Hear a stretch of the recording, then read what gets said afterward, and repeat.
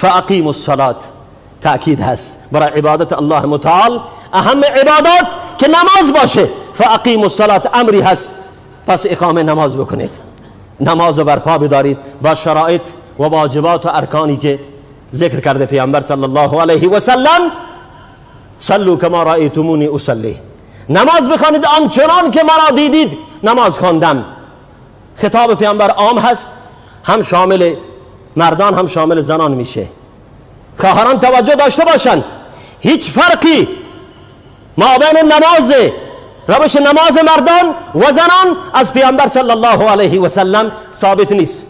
هر کسی میگه ثابته، علیه دلیل، دلیل برو لازمه، دلیل بیاره. یک موردی از پیامبر حدیث مرفوع و صحیح از رسول الله صلی الله علیه و سلم ثابت بشه، ثابت بکنن که پیامبر صلی الله علیه و سلم به مردان گفتن این چنین نماز بخوانید، شما زنان این چنین نماز بخوانید. زمانی که پیامبر دو رکعت نماز بر منبر مسجد خودش خواندن، از اول تا آخر نماز به مردم تعلیم دادن، بر منبر رفتن به مردم خطاب کردن من نماز خواندم برای تعلیم شما، پس به نماز من اقتدا بکنید، نماز از من بگیرید. ادامه حدیث فرمودن صلوا کما رأیتمونی اصلی. زنان اونجا بودن، صحابیات، همسران پیامبر، زنان اصحاب در مسجد موجود بودن که پیامبر خطاب کردن صلوا کما رأیتمونی اصلی.